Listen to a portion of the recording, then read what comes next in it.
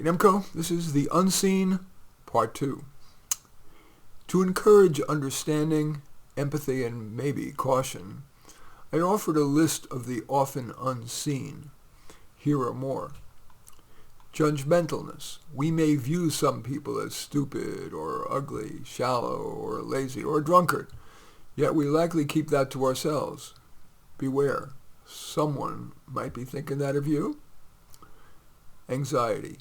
Even an impassive-appearing person may worry excessively about something, from a bad hair day to fear of dying.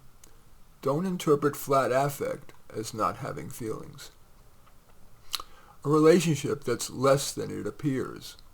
Many couples put on a good face, but in private are unhappy. My wife and I thought that a couple had the perfect marriage, until they divorced. Some people hide negative feelings about their children or their parents, even wishing a terminal parent would, quote, die already. Don't fall for the Facebook fantasy, posts that make us think that the person's life is preternaturally glorious. Poverty or wealth. Many people live meager lives, perhaps even living in their car, but hide it. Conversely, some wealthy people avoid showing it. Conspicuous consumers may be trying to create the impression that they're more successful than they are. Judge a person not on their gift wrapping, but on the product inside. Sexual issues, whether problems or preferences. For example, even if you think you have good gaydar, don't be too sure. Abusive behavior. We might abuse ourselves, whether overdoing exercise or something more extreme like anorexia or self-mutilation, of which cutting is a well-known example. Of course, we can abuse other people. Usually it's verbal.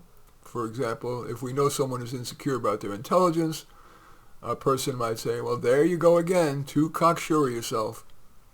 Of course, there's physical abuse.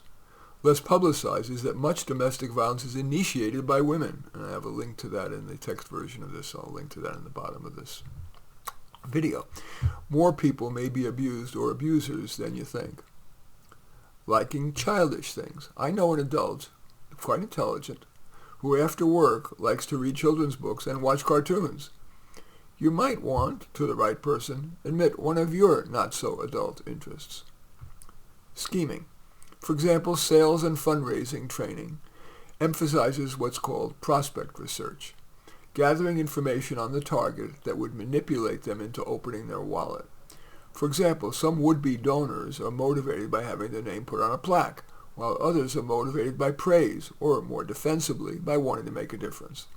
The salesperson or fundraiser of a big-ticket item knows to push prospects' hot buttons. Of course, romantic partners may scheme. For example, I have a client who wanted to get her boyfriend to marry her. She knew he loves fancy restaurants, so even though she thinks them silly, she lied and said that someone gave her a gift certificate to a fancy restaurant. There, she was particularly loving, and she praised what he values in himself, his polished appearance and his ability to problem solve. A couple of glasses of expensive champagne later, she asked, not really sure it was true, I'm guessing you've been thinking about asking to marry me. What are your thoughts? And voila, thinking it was his idea, he popped the question. Spirituality. In today's scientific era, in which more people agree with Karl Marx's view that religion is merely the opiate of the masses, the fastest-growing religion, according to the Pew Center for Study of Religion, is no religion. So spiritual people may be private, not just about their traditional religiosity, but especially less conventional practices such as astrology, the occult, and witchcraft. Out-of-step views. For example, in most educated circles, people feel they can advocate for as extreme redistribution to have-nots as they wish. But if they think that redistribution has gone too far and is anti-merit, they're more likely to keep such ideas quiet. As in The Emperor's New Clothes, in which people were scared to tell the emperor that his clothes weren't, as he thought, magnificent, many people hold out-of-step views, but unless they're confident they won't be censured, censored, or canceled, they may put duct tape over their mouths. Addictions. Most addicts hide, for example, compulsion to gamble, spend, hoard, drive recklessly, or use mind-altering substances. And finally, misdeeds. Examples: shoplifting, employee theft, cheating on taxes, abusing welfare, falsely claiming to be a minority, hiding assets in a divorce proceedings. Anonymous posters, trolls, know their motives are nefarious, but that the Internet's anonymity lets them be ruthless without consequence.